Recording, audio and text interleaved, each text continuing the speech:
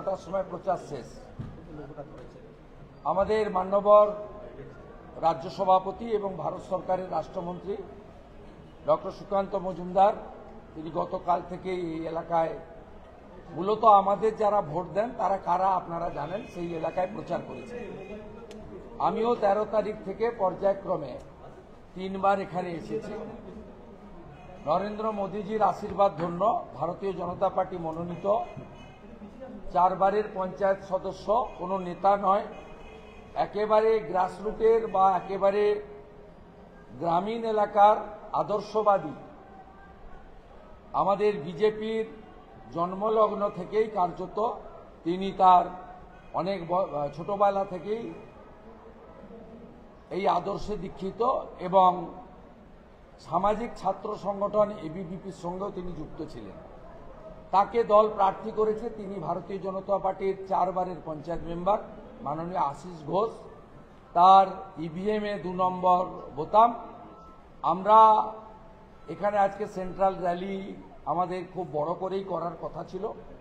ইতিমধ্যে দেখেছেন আপনারা কয়েক হাজার মানুষ জড়ো হয়েছেন, আর কয়েক হাজার মানুষ অতিরিক্ত বর্ষার জন্য তারা আসতে পারেননি। আমরা বুথের কর্মীদেরও আসতে বারণ করেছি। আমি এবং সুকান্তবাবু আলোচনা করে এখানে যিনি ইনচার্জ আছেন রাজ্যের সহসভাপতি সঞ্জয় সিংয়ের মাধ্যমে, যাতে আজ এবং কাল চোরেদের আটকানোর জন্য বুথটা পাহারা দিতে হয়। ভিজে গেলে শরীর খারাপ হলে এই চোর তৃণমূল ভোটটাও চুরি করে নেবে। আমাদের একটাই আবেদন আপনাদের মাধ্যমে, কালীগঞ্জের গণদেবতা জনতা জনার্দন, যে আপনারা সবাই নির্ভয়ে ভোটদান কেন্দ্র বেরোবেন। গত লোকসভা নির্বাচনে এখানে ভারতীয় জনতা পার্টি 67,000 ভোট পেয়েছিল। মূলত রাষ্ট্রবাদীরা আমাদের প্রার্থী অমৃতা রায়কে ভোট দিয়েছিলেন। এখানে ডেমোগ্রাফি সবার জানা, এমন 43% আছেন যারা আমাদেরকে সমর্থন করেন, রাষ্ট্রবাদকে দেশপ্রেমকে সমর্থন করেন। এমন 57% প্রায় আছেন যারা মোদিজির কাছ থেকে রেশন নেন, কোভিডের ইঞ্জেকশনও নেন এবং প্রধানমন্ত্রী আবাস থেকে শৌচালয় সবই নেন, বলেন এটা আমাদের অধিকার। আর ভোটের সময় আমাদেরকে বলা হয় আপনারা হিন্দুদের পার্টি। এটা আমাদের কোনো আপত্তি নেই, লজ্জাও নেই, কারণ আমরা হিন্দুস্তানে বসবাস করি। ভারতীয় সংস্কৃতি আর সনাতন সংস্কৃতির মধ্যে কোনো তফাৎ আছে বলে আমরা মনে করি না। আমরা চাই যারা আমাদের ভোট দেন তারা দলে দলে বেরিয়ে ভোট করুন। আর অন্য এলাকায় যেখানে আমাকে বা ডক্টর সুকান্ত মজুমদারকে, রুদ্রনীল ঘোষকে, হিরণ চ্যাটার্জিকে বা আমাদের পাপিয়া অধিকারীকে বা একাধিক বিধায়ককে যেখানে প্রচার করতে দেওয়া হয়নি, সেই সব এলাকাতে মানুষ যেন স্বতঃস্ফূর্তভাবে বেরিয়ে এসে এদের যে ভোট চুরি সেটা যেন রুখে দেয়। এখানকার ওসির ভূমিকা অত্যন্ত নক্কারজনক, একজন এএসআই তার ভূমিকাও নক্কারজনক, একজন মহিলা পুলিশ অফিসার তার ভূমিকাও অত্যন্ত নক্কারজনক। আমরা সজাগ দৃষ্টি রেখেছি, তাই পুনর্বার চাকরি চুরি, ডিএ মামলায় বঞ্চনা, অভয়াকাণ্ড, বাংলাদেশে সনাতনী নিপীড়ন, ধুলিয়ান, শামশেরগঞ্জ, মোথাবাড়ি, সর্বোপরি মহেশতলায় তুলসী মঞ্চকে অপমান, আপনারা সবাই মিলে ঐক্যবদ্ধভাবে এই নাই রাজ্যে একটা ধাক্কা মুখ্যমন্ত্রীকে এই উপনির্বাচনে দিন, যাতে আমি ডক্টর সুকান্ত মজুমদার সহ আমরা সবাই নরেন্দ্র মোদীজির আশীর্বাদ ধন্য একটি সরকার 2026-এ তৈরি করতে পারি। আমার বক্তব্য শেষ। আমি একটা পয়েন্ট আপনাদের বলবো, সেটা হলো আজকে একটা ঐতিহাসিক রায় হয়েছে ওবিসি সংরক্ষণ নিয়ে। 76টা মুসলিম জনগোষ্ঠীকে অবৈধভাবে মমতা ব্যানার্জির সরকার হিন্দু ওবিসিদেরকে বঞ্চিত করে রিজার্ভেশন দিতে গেছিল। হাইকোর্ট আজকে স্টে লাগিয়েছে, আমি এটাকে ওয়েলকাম করছি। এবং আমার যে এই উদ্দেশ্য বলা, আজকে কোর্ট যখন হিয়ারিং হয়, ফাইনাল হিয়ারিং ইন্টারিম অর্ডারের, তখন এজি মাননীয় কিশোর দত্ত হাউসে কোর্টে বলেছেন সকলের সামনে যে বিরোধী দল যখন বিধানসভায় মুখ্যমন্ত্রী ওবিসি কমিশনের রিপোর্ট পেশ করেছেন, আলোচনাতে কোনো আপত্তি করেনি। আমরা এটাকে সম্পূর্ণ মিথ্যা বলে বলছি, কারণ বিধানসভাতে মুখ্যমন্ত্রী গত 10 তারিখে কার্যত চোরের মতো লে করে দিয়ে চলে গেছেন বিধানসভা থেকে, কোনো ডিসকাশনের স্কোপ দেননি।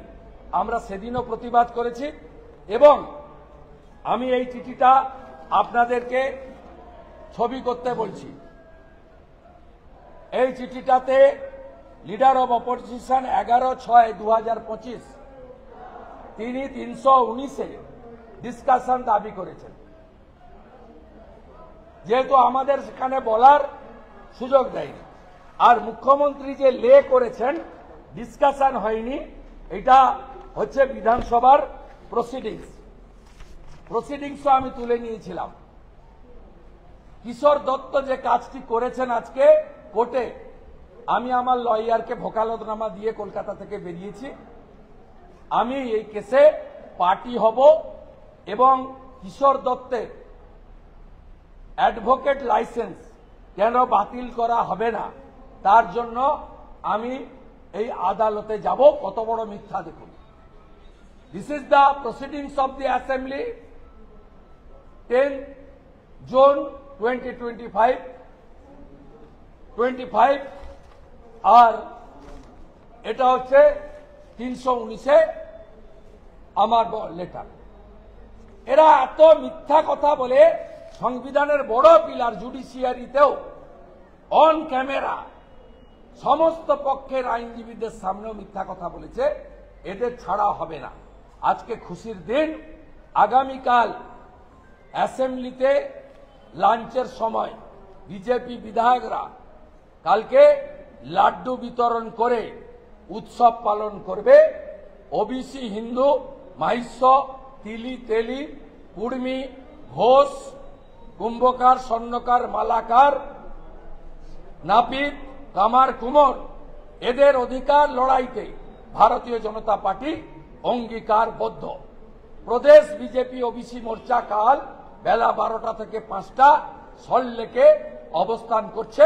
সেখানে ডক্টর মজুমদারও যাবেন, আমিও যাব। কালকে আমরা বলবো। আর আমার কথা শেষ, আপনি বলুন।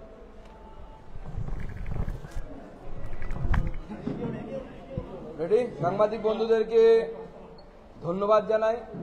মাননীয় বিরোধী দলনেতা সবটাই আপনাদের সামনে বলেছেন, নতুন করে বলার কিছু নেই। আমাদের প্রার্থী 2 নম্বরে নাম এই উপনির্বাচনে।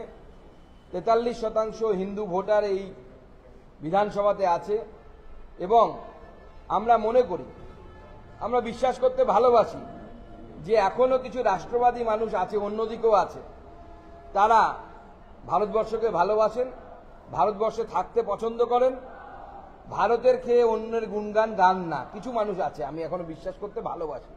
যদি না থাকে তাহলে এটা আমার দুঃখ হবে যে আমি বিশ্বাস হয়তো ভুল করেছিলাম। তাদের সকলের কাছে অনুরোধ, আমাদের প্রার্থী কার্যকর্তা 2 নম্বরে নাম, তাকে 2 নম্বরে পদ্মফুল চিহ্নে ভোট দিয়ে বিপুল ভোটে জয়যুক্ত করুন এবং তার সাথে সাথে আপনার প্রতিবাদ রেজিস্টার করুন। যেটা বিরোধী দলের হয়ে ভোট করাতে আপনার প্রতিবাদ রেজিস্টার হবে। কার বিরুদ্ধে প্রতিবাদ? শুভেন্দুবাবু বললেন যে ওবিসি এর মাধ্যমে মাননীয় মুখ্যমন্ত্রী মুসলিম সম্প্রদায়ের 97টি গোষ্ঠীকে ওবিসিতে আনতে চাইছেন। এটা কি? মনে হচ্ছে যে ওবিসি রিজার্ভেশন নিয়ে গন্ডগোল হচ্ছে। আদপে পুরো বিষয়টা হচ্ছে on the basis of religion, অর্থাৎ ধর্মের ভিত্তিতে রিজার্ভেশন দেওয়ার চেষ্টা ব্যাকডোর দিয়ে। সামনে দিয়ে দিতে পারবে না, কারণ সংবিধান বিরোধী কাজ, সংবিধানে আটকে যাবে। তাই পেছন দিক দিয়ে নিয়ে এসে ধর্মের ভিত্তিতে রিজার্ভেশন দেওয়ার ব্যবস্থা করেছে। ঠিক এই রিজার্ভেশন 1946 সালে সেই সময় জিন্না দাবি করে ভোটিং এর ক্ষেত্রে এবং দেশ ভাগ হয়। অর্থাৎ দেশকে ভাগ করার, হিন্দু মুসলিমকে ভাগ করার চক্রান্ত মমতা বন্দ্যোপাধ্যায় এবং তার দল সোরাবর্দি করছে। মমতা বন্দ্যোপাধ্যায়ের বিরুদ্ধে বিজেপিকে ভোট দেওয়া মানে এর বিরোধিতা করা। মমতা বন্দ্যোপাধ্যায়ের পক্ষে যারা ভোট দেবেন তারা মমতা বন্দ্যোপাধ্যায়ের এই যে পাপ, আরজিকর কাণ্ড, মহেশতলা কাণ্ডে হিন্দু মন্দির ভাঙা, তুলসীতলাকে উপড়ে ফেলা, হিন্দুদেরকে শমশেরগঞ্জ, ধুলিয়ানে খুন করা, যারা ভোট দেবেন তারা মমতা বন্দ্যোপাধ্যায়ের এই পাপকে সমর্থন করবেন এবং মমতা বন্দ্যোপাধ্যায়ের মতো চন্দন দাস এবং হরগোবিন্দ দাসের রক্ত তাদের হাতেও লাগবে। তৃণমূলের বোতামে যখনই টিপবেন তখনই চন্দন দাস এবং হরগোবিন্দ দাস এদের রক্ত আপনার হাতে লাগতে বাধ্য। বাংলাদেশি সেই হিন্দুরা যারা অত্যাচারিত হচ্ছে, যাদের পক্ষে মমতা বন্দ্যোপাধ্যায় মুখ খোলেন না, মমতা বন্দ্যোপাধ্যায় মুখে বাঙালির কথা বলছেন, রবীন্দ্রনাথের কাছারি বাড়ি ভেঙে দেওয়া হচ্ছে বাংলাদেশে, মমতা বন্দ্যোপাধ্যায়ের একটি রা নেই। মমতা বন্দ্যোপাধ্যায় এর এই প্রত্যেকটি পাপ, এই পাপের ভাগীদার তারা হবে যারা তৃণমূল কংগ্রেসের বোতামটা টিপবেন। তাই তৃণমূল কংগ্রেসের বোতামটা টেপার আগে একবার ভেবে নিন যে হরগোবিন্দ দাস, চন্দন দাসের রক্ত হাতে লাগাবেন কি লাগাবেন। সবাইকে নমস্কার, ধন্যবাদ। এক মিনিট ক্যান্ডিডেট। হ্যাঁ, ক্যান্ডিডেট বলি। আর প্রশ্ন নিও না ভাই, আমাদের টাইম পরে মিটিং এর পর, মিটিং এর পরে বাইট নিয়ে নেবেন, আলাদা করেছি। মিছিলের পর বাইট নিয়ে নেবেন। 6টার পরে থাকবো না পরে। নমস্কার, আমি ভারতীয় জনতা পার্টির মনোনীত প্রার্থী। আমি সাধারণ একটা কর্মী, আমি নেতা নয়। দল আমাকে ভারতীয় জনতা পার্টি দল আমাকে টিকিট দিয়েছে, যার জন্য আমি দলের কাছে ধন্যবাদ। এবং আমি ভোটারদেরকে আবেদন করছি এবং সমস্ত ভোটারদের আমি বলবো সকাল সকাল বুথে যান এবং 2 নম্বর বোতাম টেপে পদ্ম ফুল চিহ্নে ভোট দিয়ে ভারতীয় জনতা পার্টিকে জয় দিন। আর আজকে এবং কালকে পুলিশ যদি কোনো সাধারণ নাগরিককে উত্ত্যক্ত করে, যাদের ওয়ারেন্ট পেন্ডিং নেই, থানায় যাবেন না, পুলিশ এলে দরজা খুলবেন না। আর আমরা এসপি অমরনাথকে বলে যাচ্ছি, আমাকে এবং ডক্টর মজুমদারকে যেন কাল বা পরশু এখানে এসে বিক্ষোভ দেখাতে না হয়। আর আমরা বিধিবদ্ধ এলাকার বাইরে সবাই আগামী 19 তারিখে চৌকিদারের কাজ করব, গণতন্ত্র রক্ষা করার জন্য পাহারাদারের কাজ করব। একটাই প্রশ্ন, খিদিরপুর নিয়ে মন্ত্রী বলেছেন যে দমকল বাহিনী কাজ করে আমাদের